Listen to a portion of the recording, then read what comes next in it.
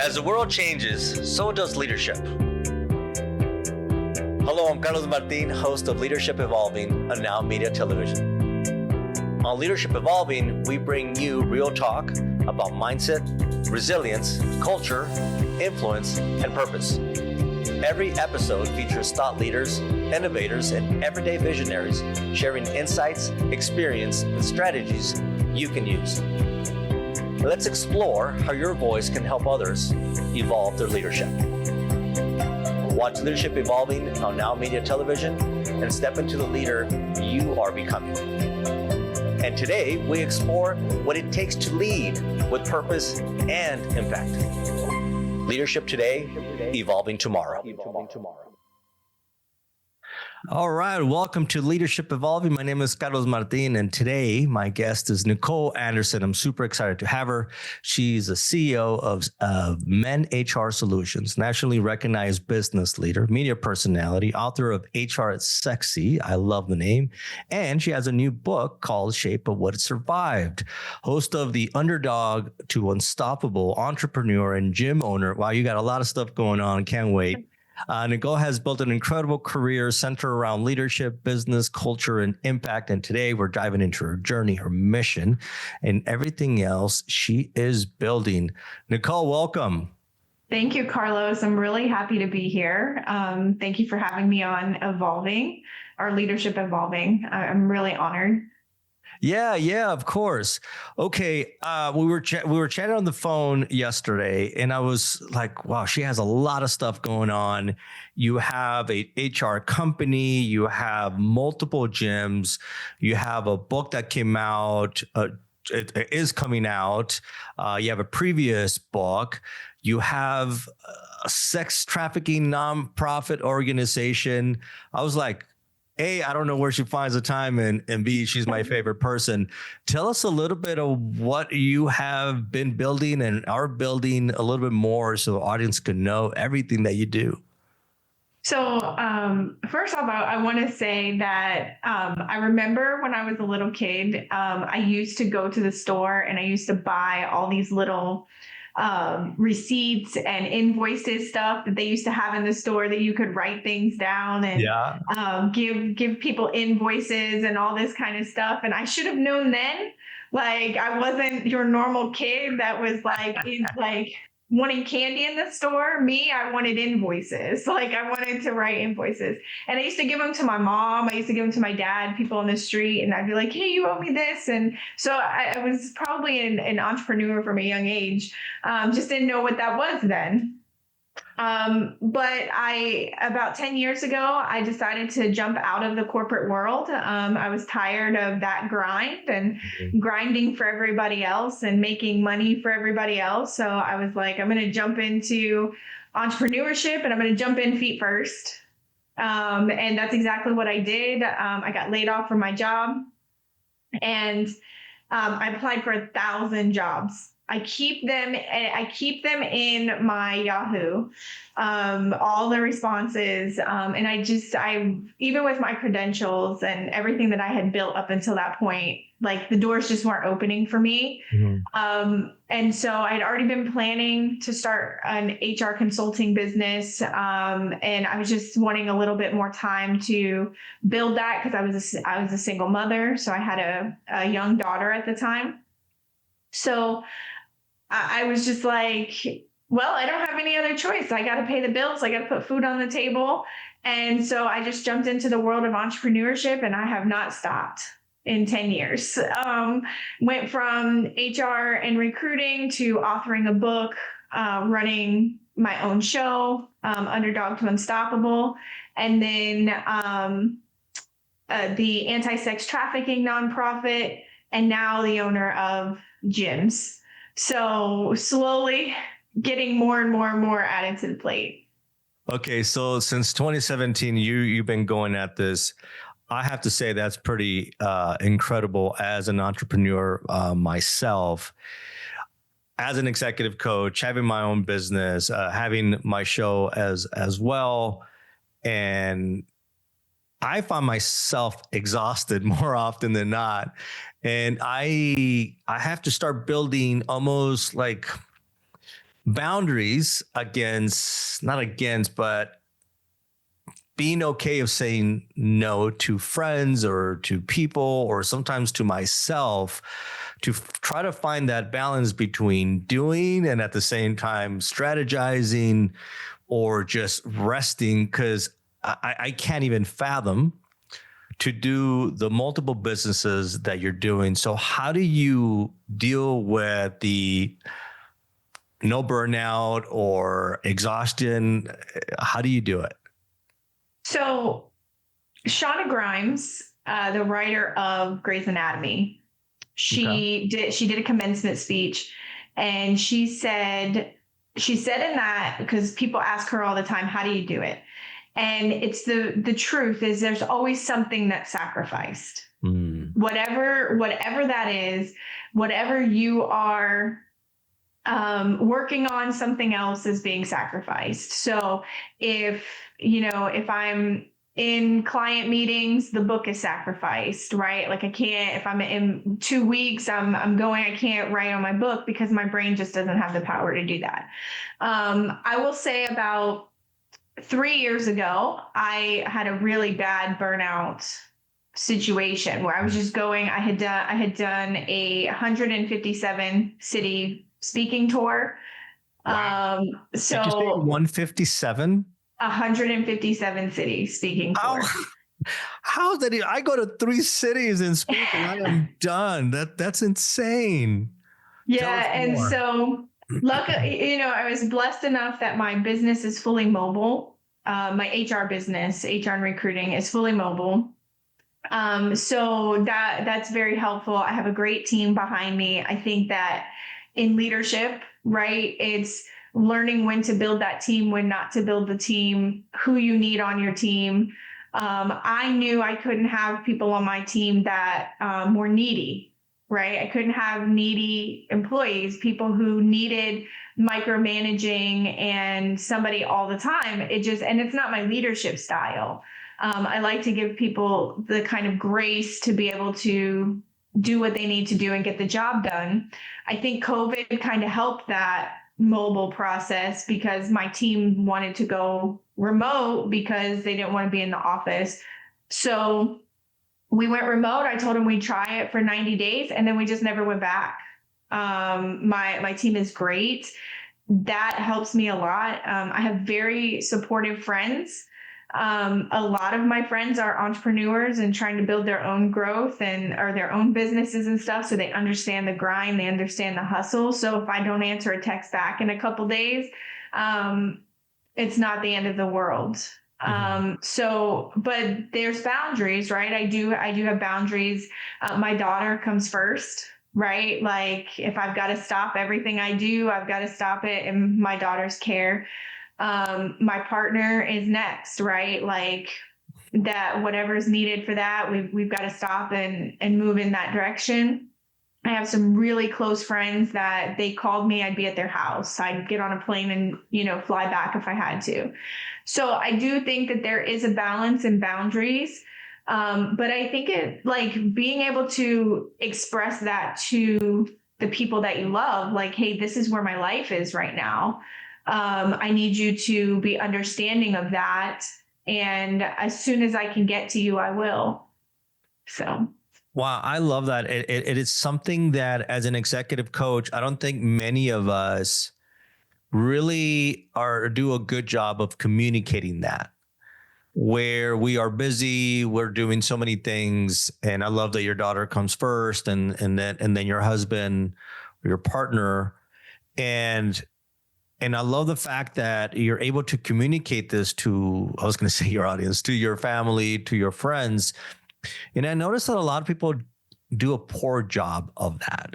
They have things going on in their life, and for whatever reason, they don't want to communicate that to others. They don't want to bring them down. Or, so I love the fact that you say, hey, I'm tied up, but I'll get back to you, whatever that may look like. And that's something that really important and that I love that you do.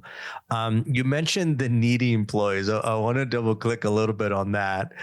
Tell us more of what that looks like, So as an entrepreneur, this is a big deal. Like, how do you create your empire, but to be able to have the right people around you and possibly maybe not have those needy employees. So what does the needy employees look like? And what are the employees that you currently have look like? So I've been recruiting for 22 years, right? Like I've been recruiting for companies. I've been recruiting, and I have a lot of experience in identifying traits that are positive and traits that are negative. I always joke with my team and I say, I should have gotten a degree in psychology instead of a degree in HR management. I think psychology would have been a much better line of work for human resources. So I've picked up through the years a lot of traits that don't work well within companies, traits that do work well, which is why for our HR business, one of our strongest things is recruiting consulting.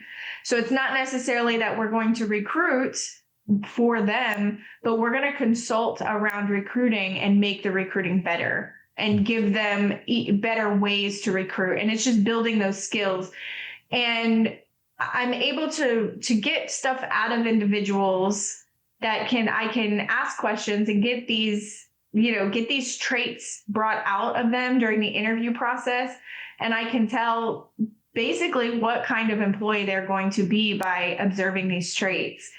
And so we work through, you could go back to, there are people that we give a chance, even if we see a little bit of those traits in them, we give them a shot. We let them prove themselves. But I'm a figure it out person, right? Like if you give me something, I'm going to figure it out and I'm going to deliver it. I'm going to execute it. It's why our clients love us, because we're not no people. We figure it out. We're going to do that. And I need people on my team that are figured out. Go look for the answer. And then if you still can't find it, then come to me. But don't ask me every 10 minutes, hey, what is this? What is this? What is this? And what is this? Because I don't have time and the team doesn't have time for that. It pulls them away from their work. So that's one of the ways that we identify, neediness versus non-neediness. Questions are fine, right? Legitimate questions, especially around legal. Like legal's hard. So those are fine. But if you need FMLA requirements, that's an easy search on Google to get your FMLA requirements. And then they have this amazing tool called ChatGPT. They will give you most of the answer. Yeah. And then you come form your response, and then we can help move forward. So people on my team have to be figured out. I can't assist them all the time in figuring out what the issue is. Yeah, you're reminding me of my therapist when she says, Carlos, everything is figure outable. And I love that, because some employees are meant to be one task driven. And that's okay, but that might do a lot better with the corporation. But with a organization like yours, like you need someone, and not only you, but I think as entrepreneurs, any entrepreneurs listening to us, like, people think like us, like, okay, figure it out, not, giving us all the answers, because if we were to do that for everybody, it's like, okay, what do I need you? Right. So I don't want to micromanage you. And so for me, I remember if I put my leadership hat on for many years ago, I remember if I had to micromanage you, I don't need you. I need someone to think outside the box. So thank you for that. So tell us a little bit more. We're going to dive into the sex trafficking later on into one of our segments. We're going to dive a little bit more onto your new book. But tell us a little bit more about some of the businesses that we have. We have about a minute left on our first segment to be able to get a bird's eye view of what you do, because I'm just in awe of everything that you're doing. So I have the HR and recruiting business, and we do HR and recruiting soup to nuts. So whatever you need done in HR and recruiting, we do it. Whether you need to fire an entire leadership team to the day-to-day HR, and we do full-scale recruiting. We're boutique recruiting, so we customize all of our recruiting structures to whatever client we're working with. The gyms that we have one is a boxing gym. The other one is a strength and conditioning gym that we are moving boxing into. So fitness is huge for me and for my lifestyle. It keeps me sane. And so this was naturally a next step. Most people in my life are very fitness driven. So the gyms are just an added perk to their life as well. Boxing is really hot right now. My partner is going for a world title fight in June. Yeah, in June. So professional boxer. So it was natural to have a boxing gym and then a strength and conditioning gym. And we are looking to expand that to other places, other locations in the near future. And then the nonprofit, anti-sex trafficking nonprofit that we'll talk a little bit more about later. Yeah. Wow. I love that. It's like, how do you keep your sanity, like you said, and I'm glad you're doing that. All right. We'll be right back with Nicole Anderson. We're going to just keep going down the rabbit hole into the world of Nicole. Thank you so much. We'll see you soon. Thank you. We'll be right back with more insights, stories, and transformative leadership conversations. Stay with us. Leadership today, evolving tomorrow. I'm Carlos Martin, and this is Leadership Evolving on Now Media Television. Let's continue the journey. And we are back. Leadership today, evolving tomorrow. All right. Welcome back to the show. Welcome back to Leadership Evolving. Stay connected to this show and every Now Media TV favorite, live or on demand, anytime you like. Download the free Now Media app or Roku or iOS and unlock the nonstop bilingual programming in English and in Espanol.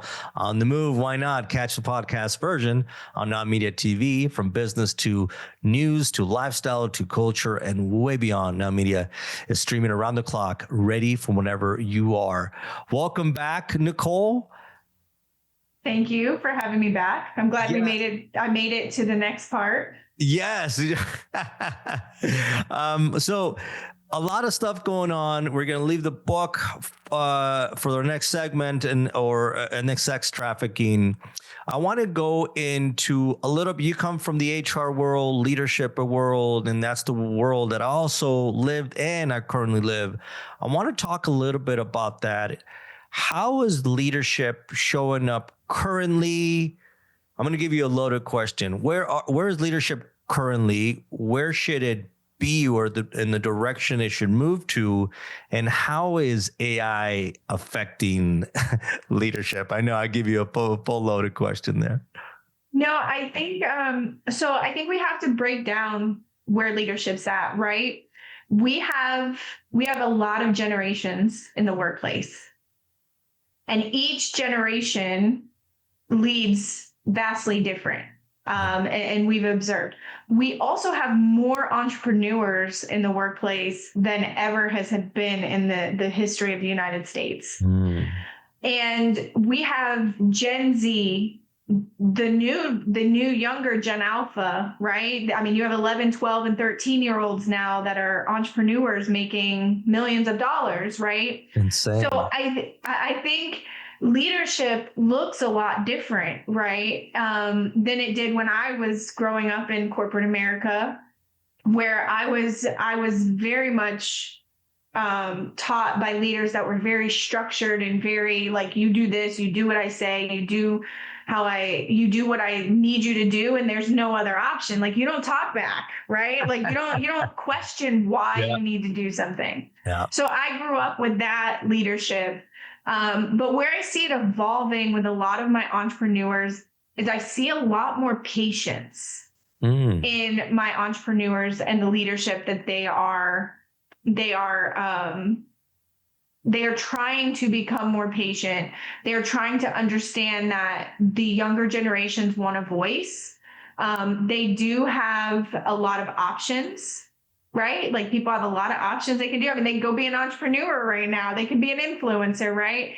And so I am seeing that type of leadership. Where I see it going is I do see more of a cohesive workplace where ideas are more ideas are taken more seriously, and entrepreneurs lean a lot on their staff to help grow and scale their organizations based on the experience and the level of expertise that these younger generations have.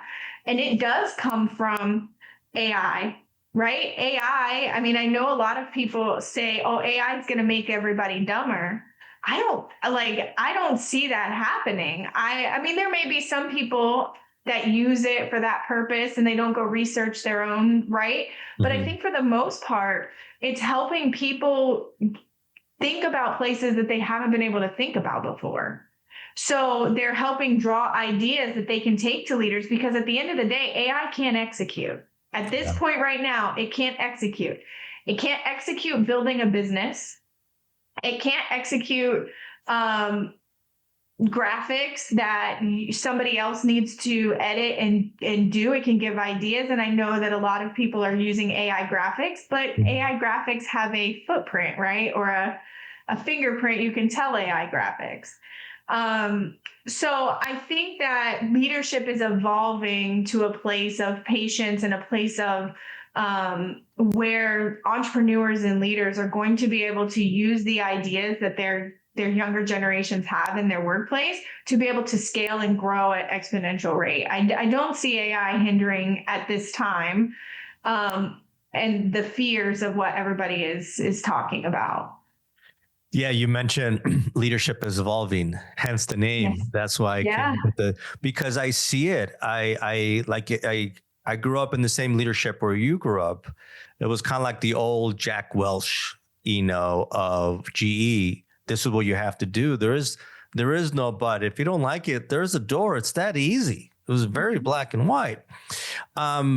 But now it's very different. Like you said, people want options. And one thing that you mentioned is the word patience.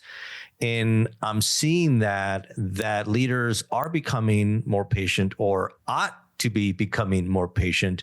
And how that shows up is to really, you also use the term for these, I think Gen Alphas or Gen Zs, they want to be seen. They want to be heard. That whole thing of go ahead and do it, that's a different version. So now, in order for us to say, hey, Nicole, what's going on? We need patience. Otherwise, it's not, I don't care about you and your feelings. It's about go ahead and do the damn task that I just asked you. Well, that doesn't work anymore. So that's why I love the patience. And, some of my clients are doing better at the patience part, but I noticed that that's going in that direction. And you mentioned the AI in regards to making us dumber, and you said no, I don't think it is. And what came up for me is almost like when the libraries came out. I don't know when they really went mainstream. It's like saying, okay, all the information is there. We're going to be dumb because we don't have to think, and I don't know how accurate that analogy is, but I just came up with that one to say, yeah, the books are there, all the information's there, but we still have to kind of put it together. And I agree. I think we're giving AI, I don't know if it's too much kudos. Yeah, it's good. It gets ideas, but we still have to be creative. So I think, does it make us dumber? Probably not. It'll probably make us more creative in other ways.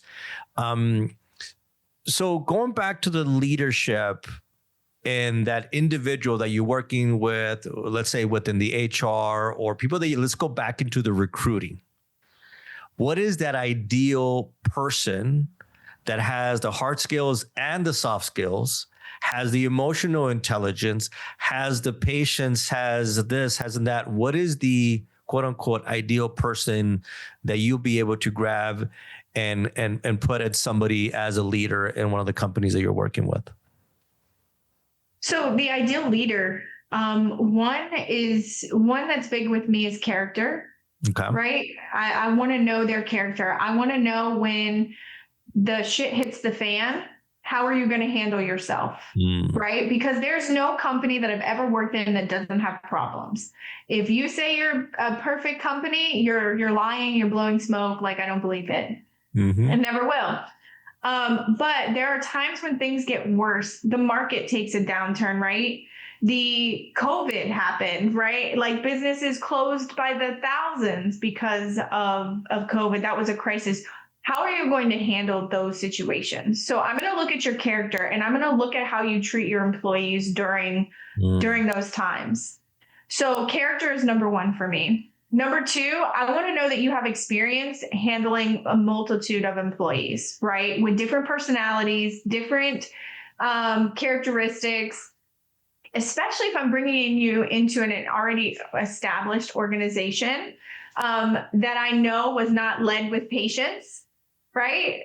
For a very long time, and I'm bringing you in there. I'm going to make sure that you have patience to know that change doesn't happen overnight. There are things that do happen that you can change right away, but you can't come in and just completely change an entire organization in 3 weeks and expect the employees to receive it well. So how are you with your patients? Number two, I want to know what your communication's like. How do you communicate, and have you learned properly what your communication style is? So how do you deliver information, and how do you receive information? If you deliver information where you're blunt and to the point, okay, we need to establish a communication plan around that type of communication. But people need to know how to speak to you. How do you, like, so for me, I don't like people beating around the bush. Just tell me directly. Just tell me what's going on. I don't like surprises. Just give it to me 100%. There are people that do not receive information that way. They need, good morning. How are you? I hope you're having a great day. And you have to be able to receive and give that kind of communication. Yeah. And then, go ahead. No, I that's a great point. And sorry to cut you off because we need to wrap up here for the segment. But I want to touch on a little bit more on our next segment. A leader that could deal with multiple employees, multiple personalities, communication style, all those are extremely important. I think we don't put enough emphasis, but we'll dive in right after we come back on that. Don't go anywhere. This is Leadership Evolving. Stay tuned. We'll be right back with more insights, stories, and transformative leadership conversations. Stay with us. Leadership today, evolving tomorrow. I'm Carlos Martin, and this is Leadership Evolving on Now Media Television. Let's continue the journey. And we are back. Leadership today, evolving tomorrow. Thank you so much, folks. We're back with Nicole Anderson. Nicole, you have so many things going on, your book, your HR company, our audience. How can they find you? How can they connect with you? So LinkedIn, at Nicole Anderson HR. And then Instagram at Nicole Anderson 5. I will say Instagram is more tailored towards the show Underdog to Unstoppable, the anti-sex trafficking nonprofit for business. It's going to be very much so on LinkedIn. Our website at mendhr.com. And then info at mendhr.com is our email address for any inquiries or if anybody wants to have a chat or a consultation. All right. Fantastic. So this segment, I want to dive into the sex trafficking part, but before we do so, we kind of ended our last segment when we could spend a couple minutes there on, we were asking you what kind of the ideal leader, and you talked about someone that could deal with multiple employees, multiple personalities, and not only that, but their communication, how they communicate to others. So tell me a little bit more on that, because that is something that I pay tons of attention as an executive coach. And again, it's something that we don't put enough value in it. So tell me more how that shows up or how that ought to show up. Yeah. And one other characteristic that I consider in that is active listening. I read a quote not too long ago that said, we probably should have been taught to listen before we were taught to speak. Yeah. Right. I think as a leader, your ability to listen, and it's easy to listen, right? But are you actually hearing what people are saying to you, what employees are saying to you? Most of the time, if an employee is coming to you with a problem, you immediately get defensive. And so you begin to form responses to the employees or to whoever your client, your customer, whatever. And so we fail at the conflict resolution piece because we don't hear what the person is trying to tell us. Usually everything can be quashed with a good, healthy conversation. And that's been my experience in HR over all these years, is that sometimes the employee just wants to be heard. You provide some solutions, you guys work together for solutions, and it's done and it's gone away. So I look for those characteristics in a leader when I'm going to put a leader in place at an organization. And I think that going forward in our future of the younger generations coming up, those characteristics are going to be vastly important to bring into organizations that are going to lead them forward with growth and scaling. Yeah, I couldn't agree with you more in regards to everything. The listening in the coaching world, we call that level 2 listening.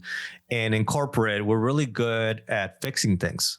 And that's what we're kind of bred to do. And the thing is, we want to fix before we really truly know what's going on, instead of going to discovery mode, as I call it. But in my personal experience, I feel with corporations don't put enough value because there is no ROI you can say on conflict resolution or defensiveness, right? Having those healthy conversations. I feel like corporations want numbers, and it's sometimes difficult to quantify or give value to that. What, as an HR person, what is your communication to these, maybe the C-suite or owners of these companies, and how it's otherwise? Well, I really press conflict resolution. It's an easy course, right? It's an easy class. We teach it for, I think it's a 2-hour class. And it goes into everything that you need to stop conflict from growing. So the problem is you may not think that it's important right now. And you may, okay, we're putting it over here, we're putting it to the side. But then all of a sudden, it's now festered into this really big deal. Now you want to fire this person. Now you want all of these things to happen because it was a simple conversation. And there are times in conflict that you're not going to be able to give the person what they want. That's okay. Like, that's fine. You just have to communicate that. I get all the time, if somebody files a complaint, they're like, and I'm like, what would you like to see as the outcome? They're like, I want the person fired. And I'm like, it's like, this is not a fireable offense at this time. And they're probably not going to get fired. So I'm going to manage that expectation up front, but let them know, like, we're going to work really hard to resolve the conflict, as soon as possible. But it's you can't let it fester. So I always tell my clients, let's do conflict. Let's teach our leaders active conflict resolution so that they can deal with it at the leadership level. And then it doesn't grow into this big issue. And now you're being sued for something that wasn't necessary to be sued for, but it was just either ignorance or lack of ability to handle. Yeah, I love that. It's like almost the proactive instead of reactive. It reminds me of Eastern medicine versus Western medicine. And the Western medicine, we want to eat everything, Big Mac, everything. And then all of a sudden we get sick. We go to the doctor. Okay, take this pill. Eastern medicine, it's a lot more preventative, right? So it's almost like the preventative side is know how to deal with the conflicts. Otherwise, you're going to have to deal with that conflict, and it's going to be so much worse. So thank you for that. Now I want to do a complete pivot here to the sex trafficking part that you are part of. Tell us what that is and what does that look like? Because I have to be, honest here. I know that's going on, but I could say that I don't have a really good temperature check of what the reality of sex trafficking is out there. So just this year, in the first 5 months of 2026, the National Institute of Anti-Sex Trafficking just released some interim data that they've rescued 6,600 people in the United States that were victims of sex trafficking. This number is an increase. It's a large increase from prior years. With the mobility of globalization and the transportation industry and things like that, sex trafficking continues to grow. And we actually started. I'm a victim of sexual abuse as a child for 4 years. Came out. My abuser went to prison for some other situations and things like that. And fast forward to, I always knew I was going to do something in the anti-space, so that I could provide assistance and help and growth. That's always been my purpose and my impact, and why I do so much, to be able to give back as much as I have been blessed with. So we started out as just a women's conference and providing funds to victims of sexual abuse, to growing into anti-sex trafficking space. We are pivoting soon in a different direction, but we partner with some other nonprofits in the anti-sex trafficking space. And the majority of individuals, it's reported 89% of the victims of sex trafficking are young girls and women, mostly between the ages of 8 and 13. And it's not your old fashioned, I'm going to pick you up on the side of the road with puppies and, lure you in with ice cream and things like that. It's online. These girls are getting hit up to become influencers, to become this and all of that. And they meet up for photo shoots and stuff, and then they're not found again. In 2023, Florida had over 8,900 cases of missing girls. They believe that 75% of those young girls were trafficked into sex trafficking. And so while the government is trying to make strides, they keep falling very short in this aspect. And there's a lot of high-level individuals that are involved. And so it makes the prevention and the ability to rescue these individuals very difficult. Wow.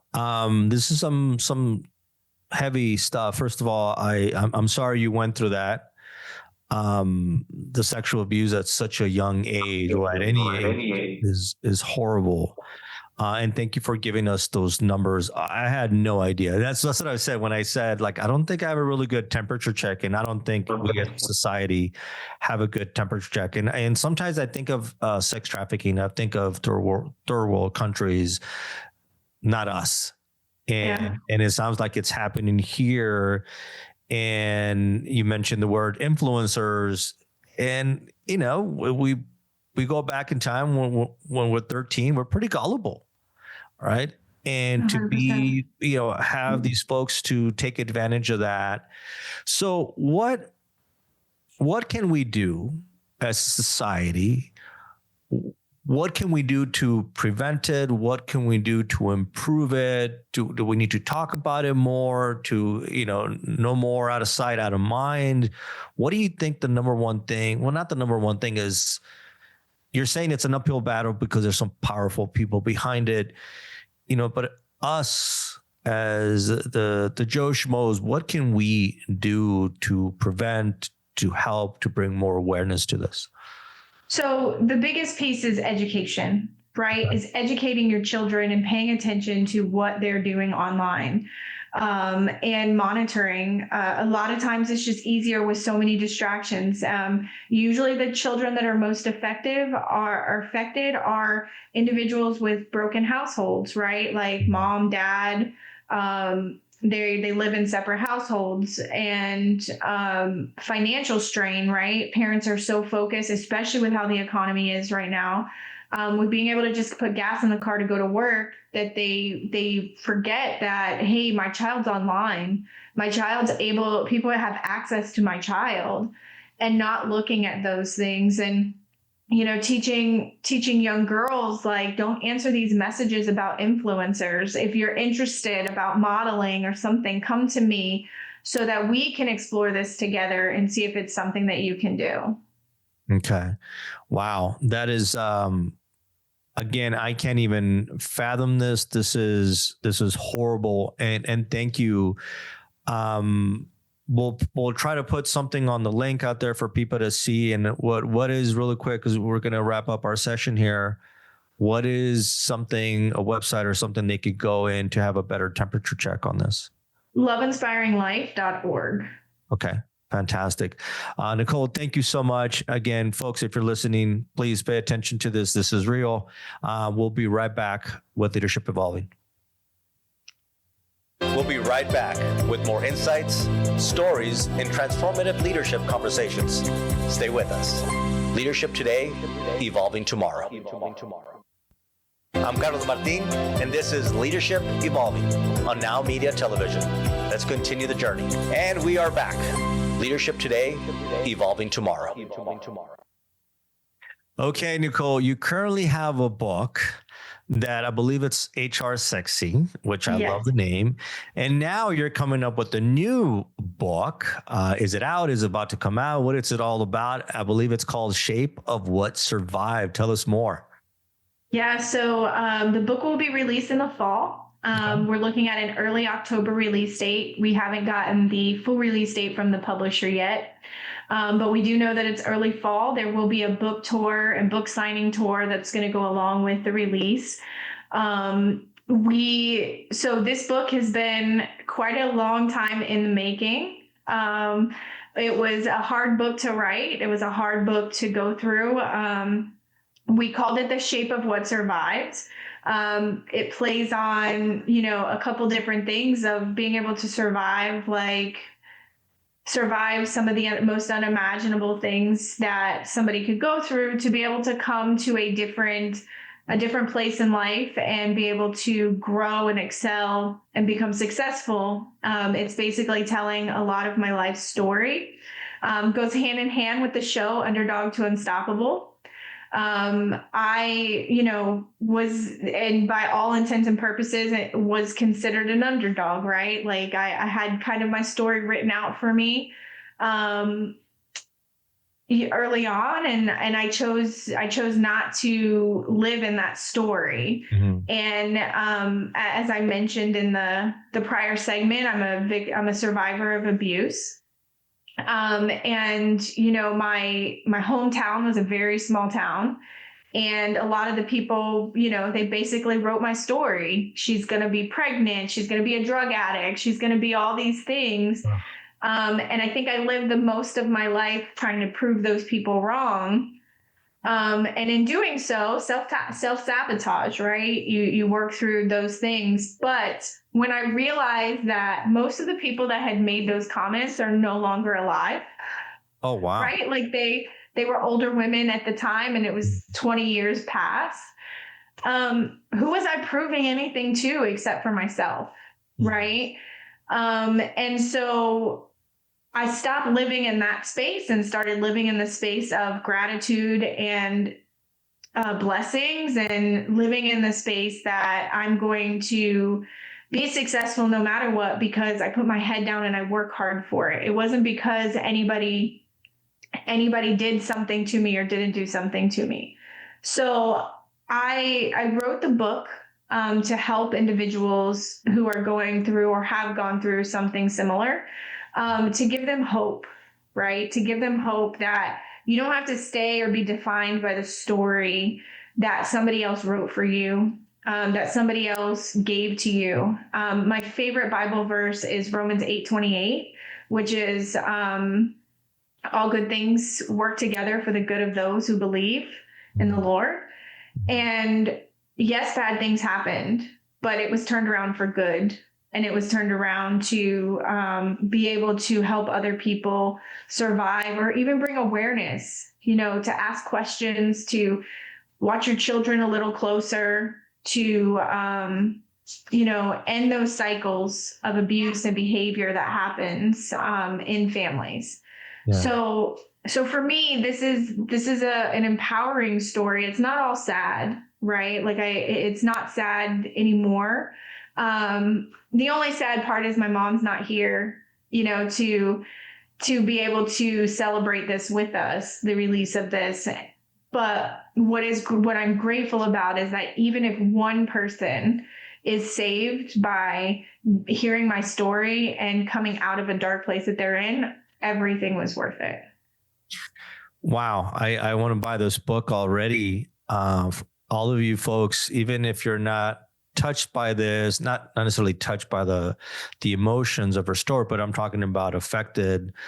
There's got to be somebody out there that could benefit from this book. And you mentioned the word hope, and I would assume that folks like yourself and others, like, hope may not be there because, like you said, it's the story has quote unquote been written for them already. And I love the fact that you said, no, there's a different way. And then you also talk about the self-sabotage. There's so much here, right? Yeah. First the abuse, the process, and then proving to somebody else. And then you're like, wait, who am I proving this? Like, there's a lot there. And I think, can this book also be for the people that are being abused, were abused, and the parents? Does this kind of encompass the whole thing? Oh yeah, it's for all audiences. I would challenge men to read it, right? To understand, because women are the most affected by sexual abuse. Not that it does not happen to men. It is a very high statistic of men. We just don't hear about it, right? Like men don't speak on it. There's a stigma around it, which I'm hoping with this book, it takes that stigma away from men. Because the more we talk about it, the more we bring it out and we pull out these individuals that are monsters and predators, we can start healing a lot of stuff in our society. So it's for men as well. Like I want men to read this. I also want men who have a partner who has been abused and don't really know like how to handle it to read through it. Because I do talk in my book about my past relationships and the partners that I've had and how each of them provided a bit of healing to each step of my journey. And I think that that's important to understand, that you can be a positive healing for somebody that's been through it by just little things. And so I think for men, women, some areas in there might not be for children, just because of, the detail that's in the book. So I would leave it up to the parents to make that decision. Okay, you mentioned the stigma for men, and maybe excuse the ignorance. What is that stigma when it comes to saying the stigma for men around this? What is that? So sexual abuse for men sometimes appears in different ways. So men obviously have their natural body and how things happen for them, and it can almost appear as though they're enjoying it when they're really not. That it's something that's abusing them and they're not enjoying, but they really don't have a choice because of body chemistry. Number two, the stigma that they're gay. Right? That they're a gay person now that they've been abused, because most abusers are men. However, we are seeing in society at this point, we are seeing a lot of women that are now being arrested for abuse on young boys. Yeah, I mean, it's been all over the news for months now, more women being charged and convicted, and it's fabulous. I'm happy to see that they're being convicted and they're spending the rest of their lives in prison. But also, the thing about boys is, I remember when I was growing up and the boys would have a crush on a teacher, and it was like cool, right? Like, oh, that teacher's hot, that teacher's this, that teacher's... I remember, yeah. Yeah, like it was just like a huge thing. For a young boy to come out and say to his friends, hey, like this teacher's been messing with me, this teacher's been sexually harassing me or abusing me, he's not going to be cool, right? And most of the cases where these are found, the parents find them. Or somebody else tells the parents or the school that something is going on. It's not typically the boy that brings it up. And it's not because he's not hurt or shamed or anything like that. It is solely because of what he feels the repercussions are going to be with his friends. And, we haven't normalized the mental health aspect for men. And it makes it a lot difficult for them to come forward. Yeah. Wow, so much here, Nicole. Thank you so much for your story, and it's you bring hope through your book, through your personal story, and I love that you've gone through the process, and there's power, right? As unfortunate as it was that you got that abuse, but now you said, okay, you took it a different direction because you could have gone the other direction, right? Darkness, jail, pregnancy, whatever that might be, instead of like, no, I'm going to move forward and ready to go. So, Nicole, thank you so much for what you do, the impact that you're making, and kudos to you for having your entrepreneurial side to you and really just kicking major ass out there. Thank you for being on this show. I really, truly appreciate it. And to everyone else, go ahead and grab her book when it comes out, Leadership Evolving. I'm your host, Carlos Martin, and this was Nicole Anderson. Thank you, and we'll see you next time. Thank you.